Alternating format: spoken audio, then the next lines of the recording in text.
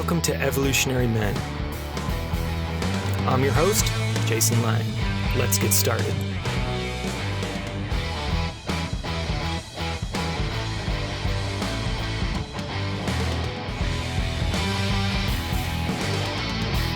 All right, and welcome back, everybody. I am super excited today to be joined by Keith Martin Smith, who is an award-winning author, writing coach, and Zen priest.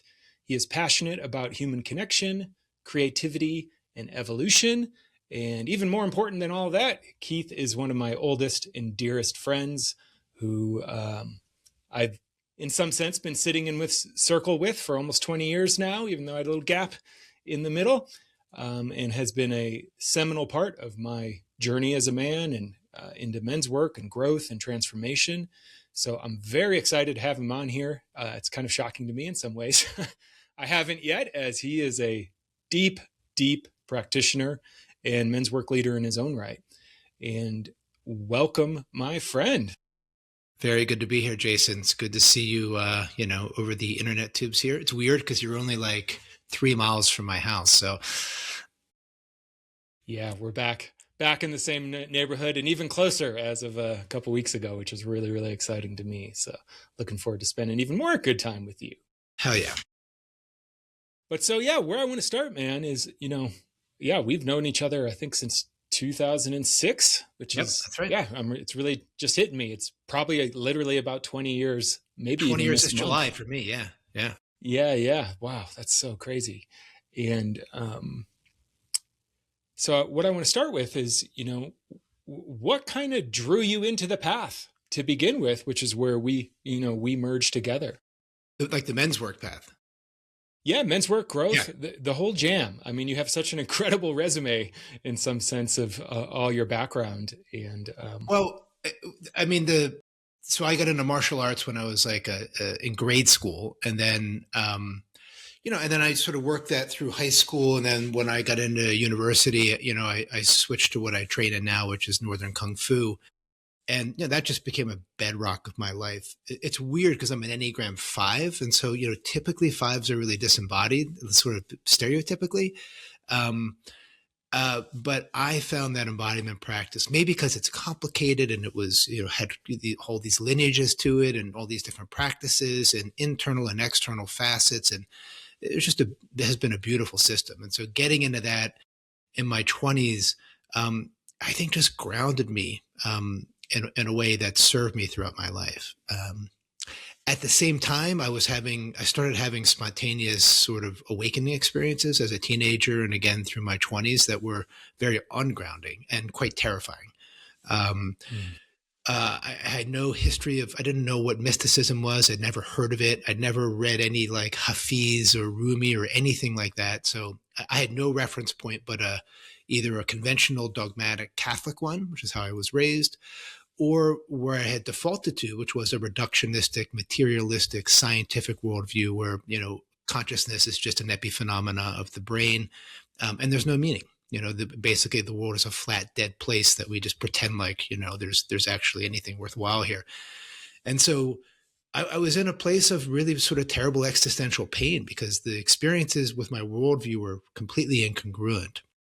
And then I stumbled into Ken Wilber's work, the great developmentalist, and that put me onto a map that helped me understand what was happening to me.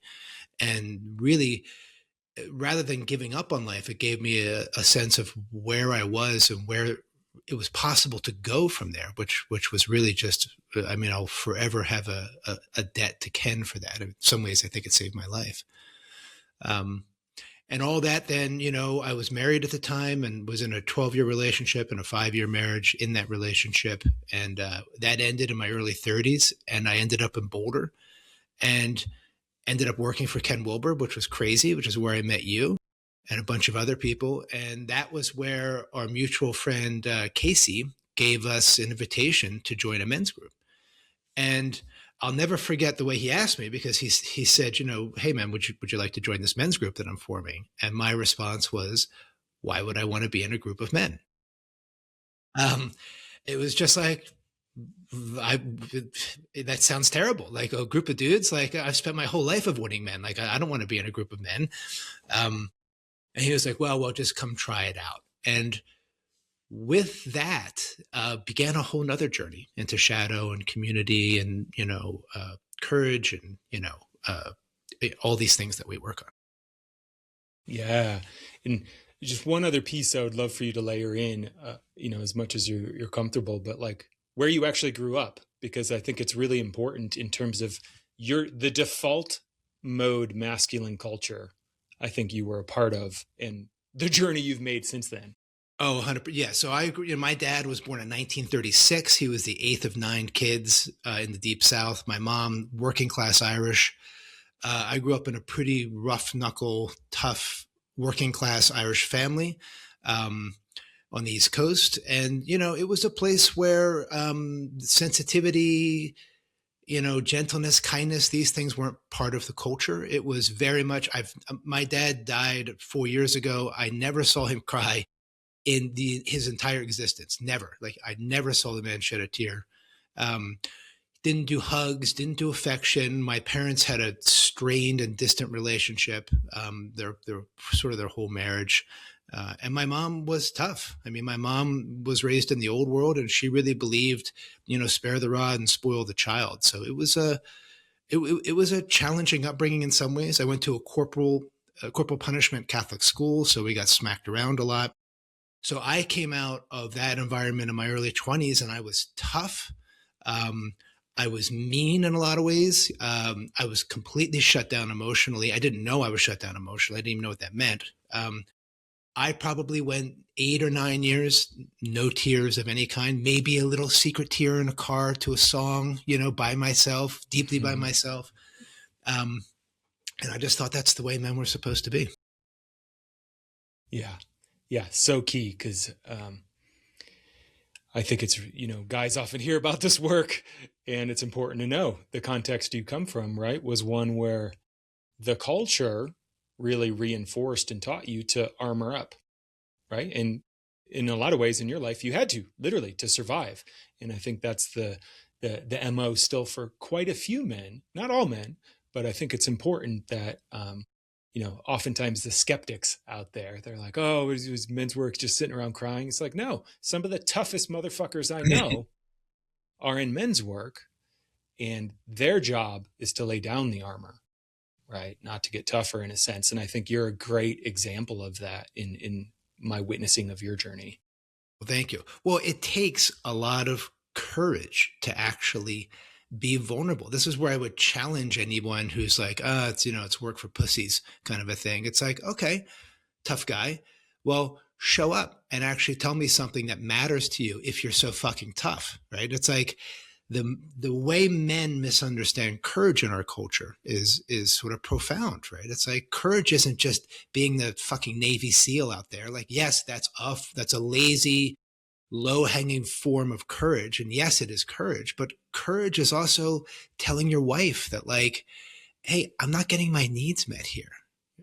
Or like telling your kid, hey, I really screwed up last night and I'm sorry. And I want to make it right with you. Courage is looking out at your life and saying like, I feel like I can have more. Like, I feel like I'm here to do more in my life. And I want to live more. I want to feel more. These are all forms of courage, right? And I would challenge any man that thinks that being shut down is tough or better. It's like you're only living at the top of the iceberg of your life. And I know from experience. Yeah. And I mean, with that, right? So Zen priest, martial artist, developmental coach, someone who's been working with men for decades. How does all of this inform your view of masculinity? It's a good question. I mean, so I would go back to my Zen teacher, Junpo, I think, one of the central teachings of him was that we are conditioned creatures. Human beings are conditioned. We're completely conditioned, right? Not partially conditioned. We are absolutely completely conditioned biologically, culturally, psychologically. And until we know that, all you are is a dog, a Pavlovian dog that drools when somebody rings a bell. You jerk off when you get horny. You react in ways. You spend your life reacting to things, right? Temper flares, or you shut down, you be the nice guy, you know, you be the not nice guy. Like you just react to life all the time based on how you were raised, the way your physical brain is wired, the way your culture told you how men are supposed to act. And there's no freedom in that.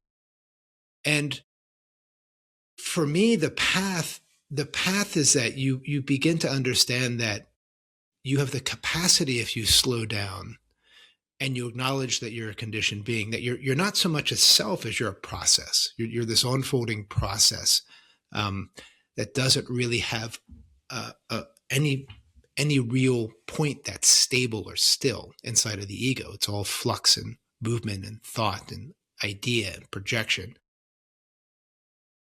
And when you begin to realize that, you can take action on your conditioning and you can begin to respond to life rather than to react to life. And I would say that's probably everything that I teach comes down to that. Hey, are you sick of reacting? Are you sick of blowing your top? Are you sick of shutting down? Are you sick of being filled with regret? Are you sick of not having? Well, great. Then do something about it, right? And how do you do something about it? First thing you do is you slow down and you begin to notice. Yeah, and what's so great about that, I'm so with you, is it's so much more empowering as well, which a lot of men don't realize, right? We can't control what happens to us, but we can control how we respond. And there's so much freedom and liberation in that. And it's an area, not all men want to take responsibility for, because once you take responsibility for that, the calculus of life is very different, right? In terms of getting away from victimization and blame and all that kind of stuff. And that, it's that matrix moment of really seeing the conditioning and then, oh, wow, I can make a different choice here. And this is where I think, part of what we'll be talking about, where something like a men's group can be so powerful, is because even once we have the insight, you got to fucking practice, right? You got to keep leaning in. And a group in particular is a really potent space to be challenged in that way, to keep leaning in when you want to lean out, or do the posturing or do the claps or whatever that might be. Yeah. Yeah. I mean, it's really well said. We all tend to fall into default types, I think, when we start doing this work. Like for me, I was the shut down, stand back, hard to read, or at least in my own mind, hard to read. The truth was I never felt safe in groups. That would be like the hard, vulnerable truth, which I would never have admitted 20 years ago, ever. I mean, you could have dragged me across hot coals by my tongue. I wouldn't have admitted it, but and in part because I actually didn't know it. Like it actually I wasn't conscious of that. So part of the intelligence of group work is that, you'll have a nice guy who defaults to like pleasing his partner and like not standing up for himself, next to another guy who postures and gets angry really easily and who beats his chest, next to another guy like me who's like withdrawn and aloof and sort of distant, next to another guy who's highly performative, who's the sort of the showman, the joker, who like wants to be seen in his bigness or his humor, next to another guy, and it's like, and with all those different types, we get to see all the ways that we are conditioned and that we are reacting to life rather than responding to it. And it's a motley group of people. It's entertaining. And we get to see that, like, yeah, we all end up in our adulthood in really interesting and different ways. Yeah. And I'm curious, as you've been working, with men for a number of years now, what are you seeing in terms of the men who are showing up to you, in terms of like, what are guys struggling with when they come to Keith Martin Smith? Yeah, well, it sort of falls a little bit into a generational thing where, generally speaking, the Gen X and boomers that I work with, in some ways tend to be like me. They're like, they were conditioned in a similar way, in the sense of like, you have to get under the armor, and they have to get, to your point, they have to get the experience of like beginning to open the door to their vulnerability gives them tremendous power. And I mean that. It gives you real power when you learn how to wield it. And the sensitivity that a lot of men actually have is a superpower, right? It's like, you look at the Delta Force guys or the Navy SEALs, right? It's like these men are extraordinarily sensitive. You can't go out on a team of 6 dudes and be dropped off somewhere with no support and not be sensitive to the 5 other men around you, to your environment, to your eyes, your ears, right? What your skin is feeling, to how you feel, to what's going on in your body. I mean, you have to be sensitive to a degree that is sort of all the way out on a bell curve. That's sensitivity, right? Being a warrior is being sensitive. We just don't have the tools to actually realize how much it actually offers us and how powerful it actually is. Yeah, I talk about that all the time. Just for one thing, I think every guy, right, no matter where they come from, they want to be good fucking leaders. I want to be a leader. I want to be a lead. I want to be able to move towards the things I want. And if you don't have that sensitivity, you're actually making your life a lot harder, right? Sensitivity is just the ability to gather data so you can make informed decisions, right? Like it's such a simple thing. And it's a practice, right? It's a capacity you have to train. Like you trained it, starting martially and then in other realms as well. And I think that's a thing guys don't realize, right? Like we have a natural intuition and you can increase your capacity for sensitivity. So right now we can be sitting in circle together and you notice something's got, right? It's, oh yeah. You're like, dude, you're holding grief in your belly. It's like, oh shit, I couldn't have done that 20 years ago, right? But it's like so clear once we become sensitive. Well, no, not once we become sensitive, once we admit how sensitive we already are. Oh, yeah, there we go. Yeah. Yeah, it's a really important difference, right? Because that's my whole argument with the Gen X and Boomer guys is that like you're sitting atop this powder keg of sensitivity. It's already here. All you have to do is listen. It goes back to this idea of noticing, right? It's the first thing I teach people. No awareness, right? Without awareness, there's nothing. And then for younger guys, for millennials and the whatever they call them, iGen or whatever, the youngsters.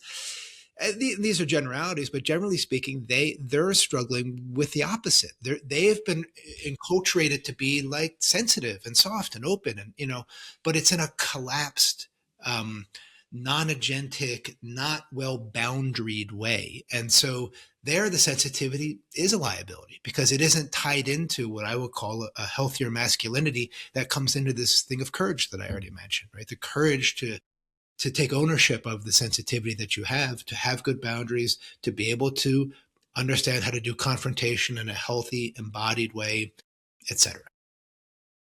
I think that's a great way to put it, and something I've definitely noticed too. And part of, constantly thinking about what does a future AI-laden future look like, and just what you named, confrontational tolerance. So the ability to stay in connection with other human beings who want something different than you, that is a superpower, I would say, moving forward in the next decades, that again, you can train in men's work and in men's community. And, I'm curious, kind of taking it back to you, what have you found specifically, in men's work? What have you gotten out of it that maybe therapy or even your spiritual practice or professional work hasn't gotten you? Like, what's different from your side? I have my ideas about this, but I'd love to hear your cut. Well, I'm super curious about your ideas, but for me, it just hands down, it's about connection. That's it. Like before I was in men's work, I had one, arguably two friends. And I felt, like I was the richest man in the world because I had one or two people that kind of understood me. And it was only when I got into the work and began to actually realize the depth of connection that I could form with other men that I realized how alone I actually was. And the group that we're in, Jason, is, it's a group full of superstars. We have these incredible men across this, a wide spectrum of personalities. Therapy is good one-on-one because it's all about you. Like I work on my shadows and my trauma and my story and my beliefs. But the beautiful thing with men's work is you have some of that. The men help you, hold you accountable, challenge you, support you, but you get to do it with them too. It's more reciprocal. Mm-hmm. It's actually more like friendship, right? It's like you're part of a group, which means it isn't all about you, like when you're in therapy. Yeah, it was totally well put in Yeah, terms of it's about peer relationships, right? Where therapy, and I would argue even coaching or mentoring, is not about reciprocity. It's about the direction of attunement goes one way. The men's 100%. group, it has to go both ways. And it's a place where you're going to get fucking triggered. That's the other thing I love about groups is I think you named it, these different roles play out. And particularly for a group that stays together over time, the family system forms, Oh, for right? sure. And all of the roles are just right there over time. And what's great about groups like ours that's been together for so long that I think is so potent, I help a lot of guys start groups. And when you start a group, what men are mostly bringing in is shit that's happening outside the group back Sure. in their life, their Sure. relationships, their work, whatever. As a group stays together, part of what you start to work, what's happening inside the group in our relationships. You fucking did it, you ignored me, or you got reacted. And then you start to see the triggers actually emerging, which is so potent because then you get to start to work them over time and in real time in ways that most men don't really have a lot of opportunities to do, right? Or never. Therapy doesn't quite bring that, Ideally, your therapist isn't getting triggered by you and unloading on you. If so, you kind of need a new therapist, I think. That's right, because it's a different frame. So yeah, I love that you keyed into that. And I think it's the kind of missing third wheel for so many men around. There's a difference between therapy and coaching and then the power of a group like a men's group. Well, that's right. And like, just to be clear, if anyone's watching this, they're like, well, I got my bros from the fraternity and we get together, 3 or 4 times a year, or I've got a group of guys that I hike with or cycle with, and like, that's all fine. It's not the same. It's not the fucking same. And like, I'm going to immediately push back and go like, okay, what's the deepest you've gone with them? What's the most you've called someone's bullshit to their face, or had your bullshit called out? It's not the same. It's okay if you have friends. We want you to have friends. Friends are important. But men's work by its very nature is different because the nature of the relationship is I have permission to call bullshit on you, right? And you that to call bullshit on me. And we have permission to get messy, right? It's like, I might just be inside of a big projection. Jason, I can't believe you're such and such with Violet and blah, blah, blah. And it's like, it has nothing to do with you. It's just me. It's just me vomiting my experience on you. And if the group is intelligent and nuanced, it can hold that stuff so that it might seem like we're working on you, but actually when we're working on you, I'm working on myself a little bit too. That's the other big benefit. Yeah, it's part of the magic of a group for sure. And with the what you were naming between the generations, you have your own frame that's very similar to mine. And I think a lot of what's happening in the culture right now is men aren't sure. Okay, well, I know I'm not supposed to be like that, but what the fuck am I supposed to be? Right? That's certainly where a lot of guys show up to me. So you kind of call this a strength and heart. Walk us through a little bit about what that means to you and how you see it show up in healthy men. Yeah, well, strength with heart, is that idea that to be strong is not to be shut down. As I said before, to be vulnerable appropriately, skillful in your communication, well boundaried, context aware,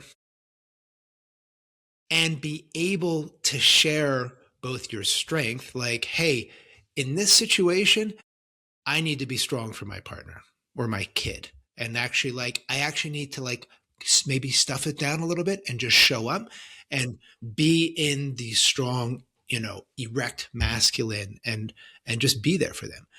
Or it might be like, actually, this is an opportunity where I really need to be honest about what's going on with me and share appropriately, vulnerably. Doesn't have to be messy. And I think that's one of the really big confusions is that a man that has strength with heart is able to share their vulnerability and their feelings in a way that isn't collapsed and it isn't putting it on the other person. It has a sovereign nature to it where when tears come or emotion comes, I'm going to actually stay in relationship with you rather than, what do a lot of men do? They essentially revert to 5-year-olds. They hide their eyes or they lower their gaze because they're ashamed, because that's what we were raised, that it's shameful to cry. It's shameful to emote, to be upset, especially in front of other men. And so one of the practices that I do, and I think our group is really good at doing, is actually like when strong feelings come up, it's like you stay in relationship with those men. It takes courage. It takes courage because shame is coming, usually.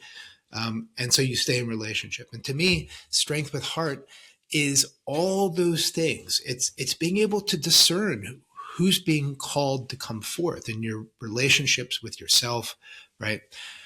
There's so much confusion, I think, about what that actually means. And for me, a man that has strength with heart is that man that is incredibly attuned to his surroundings and can respond appropriately. And we've all seen pieces, actors interviewed, places in movies, things on TV shows where a man is able to show heart inside of his strength. The archetype being like Aragorn, in the Lord of the Rings, but like a real warrior who also has that sort of gentle gaze in his eyes, who is actually attuned to what's going on. That's part of what made his character so memorable, was that he was unlike all of the other human characters in that movie. The hobbits had it, of course, but well, and it's a great example of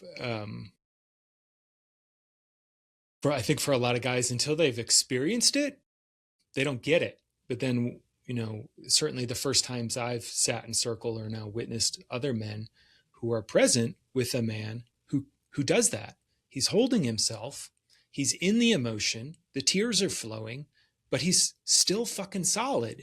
And the thing that happens is he becomes more trustable, right? It's like, holy shit, you're so strong for going into that. I trust you even more now. And when men start to see it, I think they start to connect the dots of it actually feels really good to be around those kind of men, just in the same way feels really good to even fictionally be around Aragorn. It's like, wow, it's fucking inspiring to be with someone who has access to their power and their vulnerability, their care, their heart, their attunement, all of that. And it actually relaxes people when we're around it. And it's one of the great gifts, us men can lead with these days in particular. That's right. And as you said, it's a practice, and it's a polarity. That's what I really encourage people to see it as. It's not a binary. So, one pole you have care or heart, and the other one you have strength, right? Or fortitude or whatever. And we're always sort of flowing through them in a dynamic way and trying to, again, from an attuned place, sort of figure out what the situation calls for. When I'm back in my sort of family of origin, this sort of hard knock Philly group, funerals and these sorts of things, I'm more in the strength. I sort of default back to my conditioning. It's okay, right? It's like you have to sort of orient in a way that makes the most sense to you. And when I'm with my fiance or with my dog or with some of my close friends like you, I'm much more in this sort of heart vulnerability camp.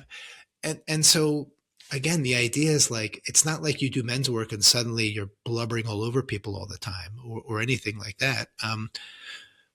But with the younger generation defaulting towards maybe too much emotionality and too much collapse, and the older generations defaulting to too little emotionality and too much posturing, to me, this is where the work really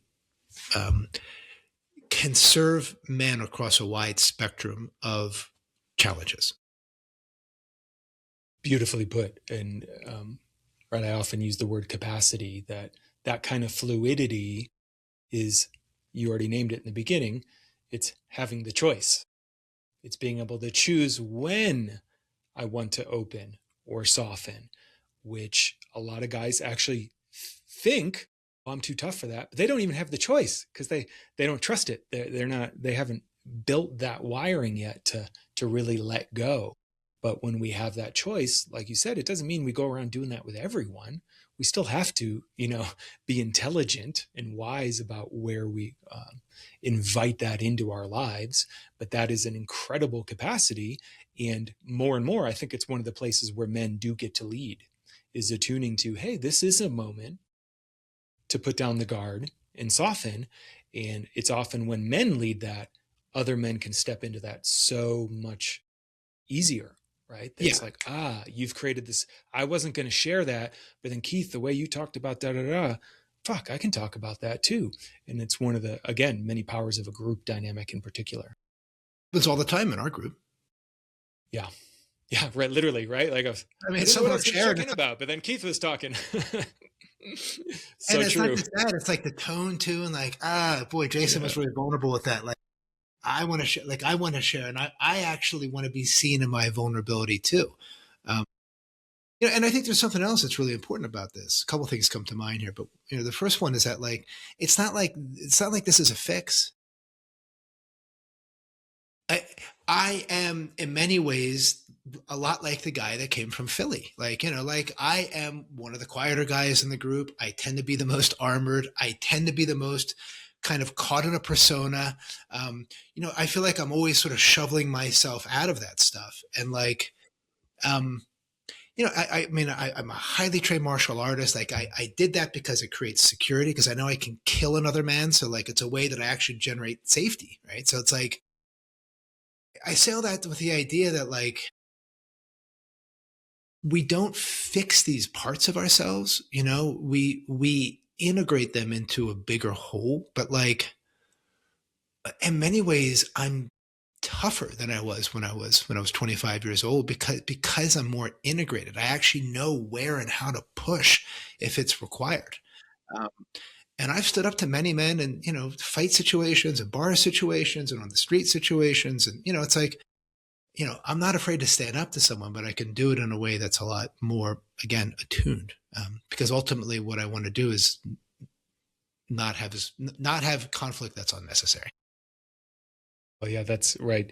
A great way to put it, rather than being reactive with your strength, in a sense, it's, what I would say is kind of the highest order of a lot of martial arts, which is to create safety.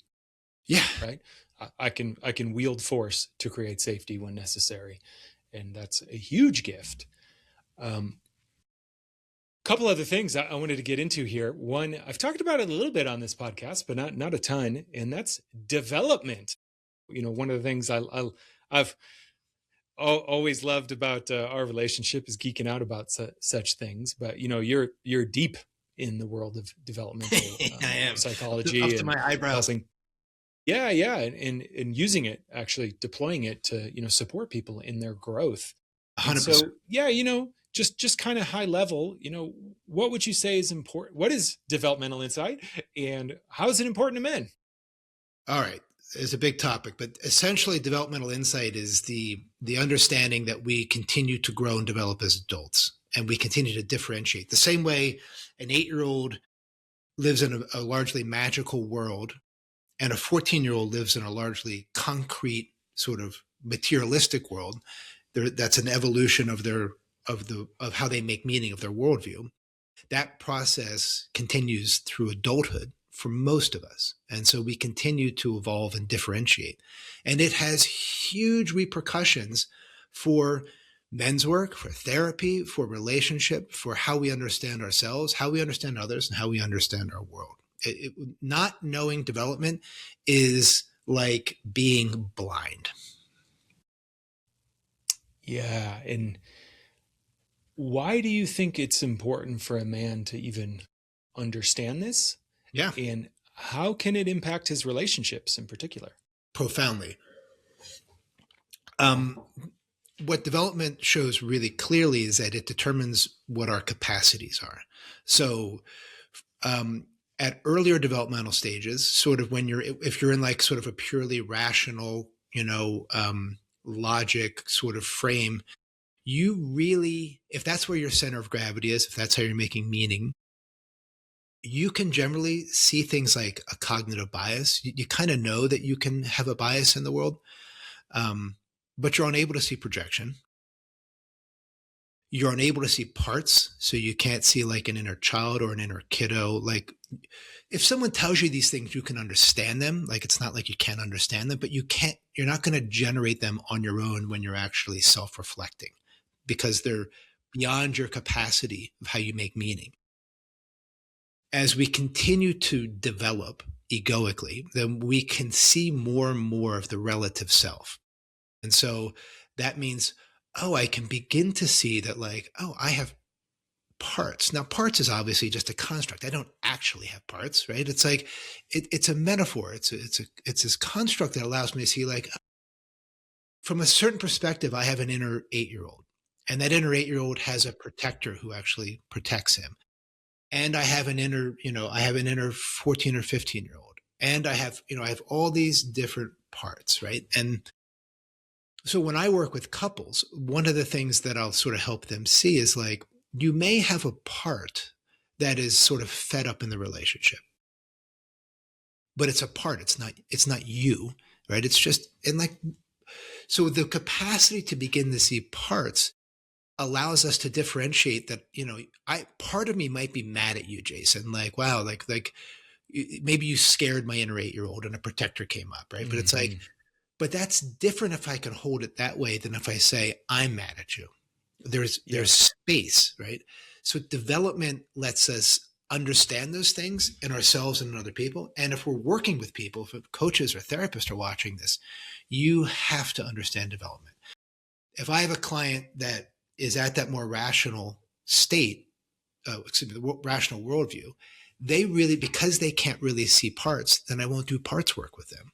I'll instead do something more like cognitive behavioral therapy. We'll work on how they think as a self. Anyway, that's just a brief example, but it has profound relationships, especially if couples are mismatched. If you have someone that can see shadows and parts and their own trauma, and they're married to someone who can't see any of those things, it can create a really uncomfortable mismatch because the person that can't see them is looking at their partner and going, why are you such a woo-woo, wishy-washy motherfucker who's never taking responsibility but always blaming your parents? That's how it'll feel to the stage that can't see those things. They'll collapse it into something that they can see, which is like, you're weak and stop whining and like, just take responsibility. I see that a lot with the couples I work with, right? So then I have to work as a developmental bridge and help them create shared meaning, right? That's why it matters.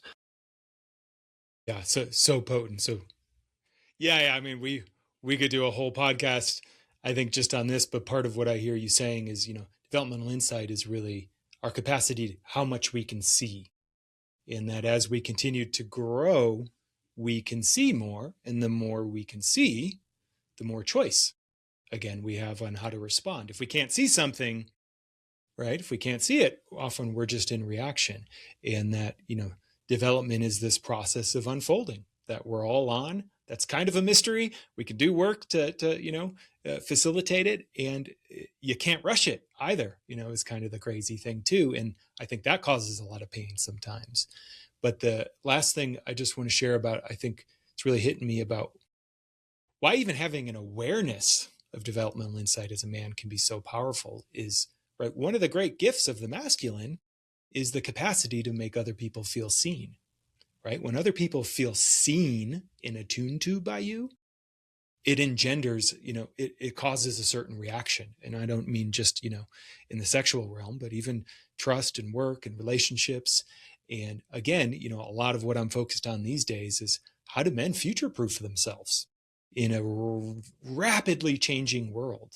And your capacity to see other people and meet them and reflect to them and have them feel heard, that makes you a really potent leader in this day and age where we're having to work with all kinds of people all around. So not only can it help you in your growth, I mean, it can help you in your relationships. And I would argue, and I'm sure you have examples of, can help you in your career. If you're the one that can talk to anyone, that makes you a pretty special person versus the one who just gets into fights with people about, no, it has to be this way. And I know it's one of the things I love about our group is it's just woven in this kind of developmental insight, and that, yeah, sometimes on a good day, I'm, showing up as my highest self, and other days, yeah, I'm back to, 20 years old, locked in my body. Sure. There's a certain awareness of that, and it's I think an increasingly important thing, because it also just helps you, like you said, deal with conflict. Yeah. And, I would actually push back a little bit on the scene as a nuance, because I think when we're embedded in a conformist type culture, what would be called Amber and Integral, or 2.5 in Terry O'Fallon's model. But let's say when we're 15 or 16 years old, whatever, we're part of that, part of the clique that we're a part of, the jocks, the skaters, the nerds, right? The goths, whatever, right? People who don't fit in. That was my group. My clique was the group that didn't belong with anywhere else. But in a way, you're seen in that group. You're actually seen through the morals and the capacities and the ethical way of being and the rules, the unspoken rules that group has. So you're seen as part of that group. I think what we do in men's work, and as a more sovereign man, is people aren't seen, they're known. Mm. And it's a really big difference. Yeah, I like that. That you can just feel the depth of it alone. It's like, oh yeah, would you rather be seen, or would you rather be known? Because being seen is like known. Exactly. Being seen is like, you see my persona, all the things I talked about, how I was sort of engineered, in this life. And okay, you see that, great. But when you're known, it's that next level down, which is like, it's beyond that, right? It's actually seeing the person in a much deeper, complex way, and honoring that complexity, and really working with them, because you know them. You have the capacity to help them cultivate depth. Yeah. Oh, and no one comes to people like me and you if they're not trying to cultivate depth, right? No one's gotten this far in this conversation if they're not interested in self-awareness and depth. So we have the beautiful benefit of, the people that work with us self-select us. Yeah, totally. Especially through conversations like this. Okay. 2 more areas that I want to make sure to get to, as I know we're getting close to time here. Definitely one we share. So embodiment, right? So you're a guy who's sat a lot on the mat, and who's trained a lot on the mat, and the 2 different kinds of mats, pretty radically different. So yeah, talk to me about how embodiment is important to you, and how it shows up in the work you do with men. I mean, if you don't have an embodiment practice, you are wasting your life. How about that? You're fucking wasting your life. And I don't mean like, I walk around the block with the dog 3 times a day. No, that's not an embodiment practice. You are in your body completely, right? We are fully in our bodies all the time. Most of us don't know it, because we're all fucking dissociated and fucked up in this culture. So we just act like we're driving our body around with our head. And when you do that, you miss all of this data that was talking about sensitivity, talking about attunement, right? There's so much data that comes up through and just from a pure rationalist scientific perspective. There's all this information on the heart, brain, and all these sensitivities are happening, and that actually give us information in our actual brain and the gut brain, right? We really have sort of, at a minimum, we have 3 brains at a minimum, and having a deep embodiment practice gives you the capacity to be really alive in your own body. So you can feel, you train to be more sensitive. So I can throw stronger kicks, throw stronger punches. Well, how? Not by beating it in from the outside, right? But by cultivating awareness on the inside that allows me to generate more strength, more flexibility, more awareness. And all of these things matter, because when you go out into the world and you go out into your relationships, into your job, into your marriage, into your parenting, you're in your body the whole time. And so, working with leadership, a lot of time CEO types, right? The bleeding edge for them is like, get in your body. What does your gut tell you? What does your heart tell you? And they have all the fears like, oh, if I get on my heart, it's going to make me fucking soft and weak. It's like, no, it's just more data. It's another thing that you can get information to make a better decision.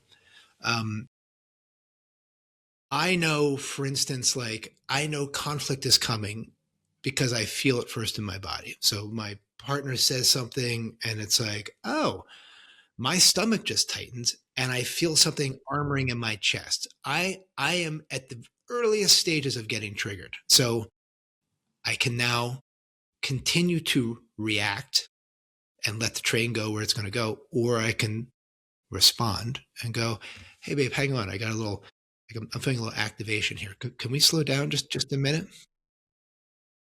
Again, it gives you a superpower. And it's, I think, health and longevity, right? It's like, like if you're in your body, you tend to know when shit's wrong. Yeah, You don't so just wake up true. one day and have a fucking heart attack. It's like, oh no, I've been noticing a 1% Yep, tightness in my chest, we go to the doctor. something's been feeling off. Or certainly where I see it now, more and more as I get into middle age, is the real superpower of not overtraining. Oh my Of God. just Yeah. like, ooh, I need to actually fucking listen now. When that first thing comes in, it's like, no, don't do the next rep, because I've steamrolled it enough times now to know, like, oh shit, and that takes 2 months to recover from now. Just going that one extra time where my body was saying no. That kind of sensitivity like directly impacts longevity in those ways that I'm more and more discovering the practicality of like, wow, just knowing when to let off the gas now as a man is incredibly important. And when I'm numbed out or not in my body, I steamroll right through all that shit. Yeah. Yeah. It's also incredible, like for being a good lover, right? It's like, cause you're in your body rather than in your head around it. And when you're in your body, you can be more into the attunement with your lover's body as well, which is like, you can be attuned to what's happening with them. And so it's more fun, so Yeah, that's a great way to it, put it. it doesn't have a downside. It's like, there's no reason. And so for guys that are looking to do it, it's like, so what does that mean in embodiment practice? Well, it's like, it's a practice. It's something like that has structure and community and discipline and some sort of a hierarchical process to it. It could be climbing, obviously martial arts, yoga. It could even be something like a CrossFit thing where you're actually sort of building up, but you're doing it in connection and community. But anywhere where you're not just going to the gym and throwing weights around, that's better than nothing. But being part of a practice is something that can get you through the really hard times in life and to help develop some of these capacities that we've touched on today. Exactly. And just to bridge into our last topic here, one I talk about a ton, and some of the big work I do is shadow work. But to bridge embodiment to shadow work, here's one I didn't prepare you for. But talk to me about the relationship between embodiment and spiritual bypass. Well, yeah. So spiritual bypass, of course, is when I'm a Zen priest, a meditator. You see this a lot in traditional spiritual communities. People focus on awakening, and they do it in order to get away from their traumas and shadows and fucked up, fallible human parts. So that's sort of the 101 spiritual bypassing. When you're in your body, it's harder to bypass because your body tells you when things are wrong. So that little thread of anxiety that, for me being really introverted, which is just how I'm programmed, right? So I don't fight it or resist it. It's just part of my makeup. But that manifests in the way my spiritual practice gives me the capacity to allow the contraction of me being in a group of strangers, say, like I can easily use my practice to go right around it and that somatic discomfort and just be in a space beyond self. But I have to ignore my body to do it. If I stay in my body, what I notice is that like, oh, people make me uncomfortable, right? It's part of my makeup. It's okay. It's not right or wrong. It just is, right? It's like I'm at a party, even party people I know, it's like, oh, there's a tension in my body that I don't have when I'm by myself. Knowing that means in part I can just tell the truth, right? And see if there's anything there. And sometimes there's nothing there, right? It's, holiday party, I'm just there with people I know, but it's like I'm still burning energy in a way that probably most people aren't. Just being aware of it allows me to be in my experience more authentically and know when it's like, it's time for me to go. Yeah. To attune to yourself in some sense as well. Does that answer it? Yeah, yeah. I mean, I think I was curious to ask you because, yeah, it's so easy in the kind of more spiritual lineages to just transcend, transcend, transcend, transcend. And, embodiment's really the practice of include. And that, where I see this a lot with men is trying to move to forgiveness too fast. So I'm going to ignore the anger, ignore the rage. I'm just, okay, nope. I'm supposed to forgive. I'm supposed to like love everybody. And it kind of creates this like fake, artificial, not trustable, ultimately not satisfying thing if you try to skip, the step of embodiment, which is, fuck, that really hurt. Yeah. I'm pissed at you, right? That's right. Like, oh my God, and you got to like, you don't necessarily have to move that energy with the person. Again, something great a men's group is for. You still got to move the energy and honor it. And then after that's been honored, something else is very possible, right? In terms of the type of connection you can come back to. But the drive to spiritual bypass, I think, particularly in so-called nice guys, is so strong. And it creates a constant state of abandonment. The nice guys are always abandoning themselves, right? Abandoning the truth in their body. They're not embodied in that sense. Yeah. Yeah. It's a really big thing. It's like some of the guys that I've worked with, the other way that I see that is like they're like, they have the wound of benign neglect, let's say. Like their parents parents didn't beat the shit out of them, right? But they just, the keys under the mat, the frozen foods in the freezer. Johnny's a good kid. He does good in school. We just sort of let him kind of raise himself, right? And like, and when I work with people like that, it's like they're like, well, I don't want to get mad at my mom and dad. Like they didn't do anything wrong, and like it was fine. It's like, and that's always one of my. It's like, oh tell me more about how fine it was. Yeah. But it's like what I try to coach men through is like, and this is such a delicate thing, but you actually have to get to a place where you realize that in some ways you were victimized. And not necessarily a victim, but victimized. And until you can inhabit that and own it, you can't let it go. And a lot of men, which I think is a similar thing that you're talking about, they try to let go of the victimization and get to the step beyond where it's like, oh, I've let it all go and I've forgiven everybody. And it's like, you can only do that if you've actually felt how angry you actually are and how much pain it caused and all of that. But then you don't want to stay there, right? Because a lot of our culture can sort of, especially with some of the work that women can do, it can really reward like, no, stay in the anger around the patriarchy and anger at this and anger at that. Like just stay there forever, and it's like, that's just a hell realm, but you have to go there before you can come around to the other side of it and go like, okay, I see where I was complicit in this. I see where they were complicit in this. I can begin to set all these things down and give myself liberation.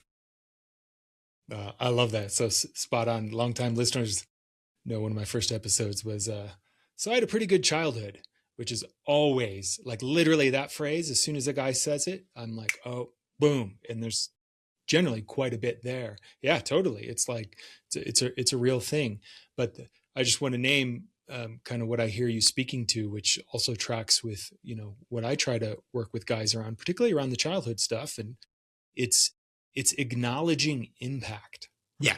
So, right. Like whether your parents wanted to do this or that, they came from a culture, they came from a lineage.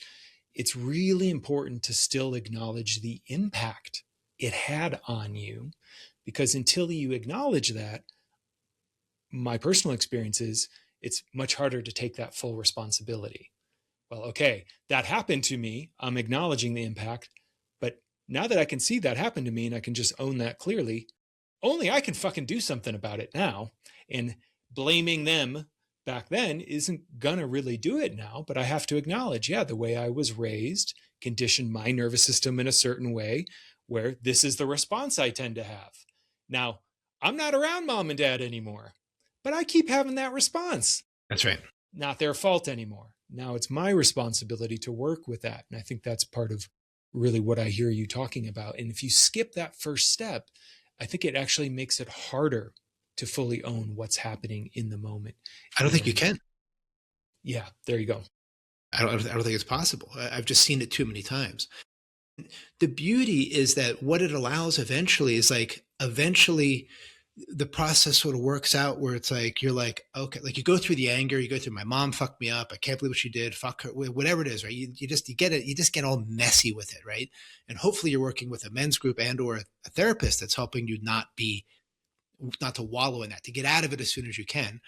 And then you begin to have the realization that like, like some of the ways I've been like not such a good guy in my life, it's actually not my fault. Like it's because of the way I was raised. Like it got put in me. But I need to take responsibility, but I don't need to be in this fault thing. And so this evolution can happen, right? We sort of let yourself off the hook. Self-forgiveness, which is really important, right? Especially for those of us that have colorful childhoods. And then the next stage, well, what's the next thing that happens? Is it's like you look at your parents and you go, it wasn't their fault, right? That got put into them. It wasn't their fault any more than it's my fault. Now, it was their responsibility. They were unable to take responsibility for whatever reason, but I can take responsibility. And so this to me is one of the most powerful parts of men's work is this capacity to take radical responsibility for your life. Yeah, I love that. And, it's super present for me. My father recently passed, and one of the things I'm most grateful for is I did a lot of rage work. Yeah. In terms of my relationship with him, probably 8 years ago in a pretty potent men's group. And it was real. And I was able to bring some of it to him a few years later and really like, hey, da da da da da. And why I'm so grateful for that now is it allowed me to be with him in a different way as he did pass. I wasn't trying to do both things at once. That had already moved to a significant extent where I could then just relax into the grief of, man, you had a hard life and you did the best you could. And here's where you moved the ball. And, I could be thankful for that and in gratitude for that. And I think that's an important thing that, men, whether your parents are already alive or dead, to be able to do that work sooner than later allows you to get to a different place on the other side, but you can't fucking skip it, right? If I tried to skip it, all of that resentment would have been there in those last moments where I wouldn't have been able to just, in my case, love my dad exactly where he was at and for the life he was able to bring. And, that's some of the deep work available in men's work and in the type of shadow work I think we can really do in these types of groups and these, in men's work in general. Yeah. Really well said, man. And I really applaud that you were able to do that, because what you're doing, not only are you reparenting yourself, when you do that, which is sort of what we're talking about here, you're giving your dad the thing that he was unable to give you.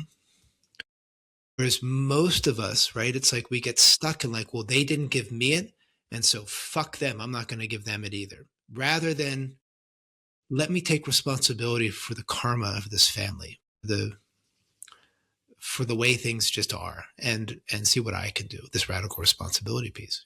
I did the same thing with my mother 11 years ago. Finally, after years of therapy, was able to say like, "Hey, Mom, can I tell you something?" She was like, I was like, "You're really hard on me growing up," and like, like you really, it left a mark in a lot of ways. And then, it was like, there was this incident and this incident, like this thing, after I got married and like, made my new bride run out of the house crying. And I delivered it very gently and very kindly and in a very attuned way. And she apologized, and it was profound. She was like, I drank a lot back in those days, Keith, like I don't remember any of that, really much of it. And I'm really sorry. And that was the only apology I got, but it was huge. And it's part of this ongoing process of taking responsibility for the lives that we have. What else are you going to do? What else are you going to do, guys? Not take responsibility? Okay, fine. Have fun with it. Tried that, and it's pretty shitty. Also, makes you very open to manipulation. There is a lot of power in weaponizing people's pain when they haven't taken responsibility for it, because then it's easy to point out, oh, it's their fault, it's their fault, it's their fault. And that doesn't make you very sovereign. as a man in this day and age. So that is one way to, really reclaim a lot of power. But so speaking about all this of like, how does a man do that? You have a event coming up, and I believe it's online, that I would love for you to share with the crowd here. Yeah. So, if you're listening to this and you're curious, especially some of the things that I've talked about. So I'm going to be co-leading a course at Spirit Rock online, June 7th. I think it starts at noon Mountain Time, but anyway, it's a 3-hour course. It's $90. And so what we're going to be talking about is the 3 things that I touched on today, which is the first one is noticing. So for men, it's like, how do you notice? How do you begin to slow down and notice what's actually going on in your interiority? What does that mean? All right. So like, it's one thing to talk about it, but we're going to practice it. We're going to split into groups. You're going to get the experience of it.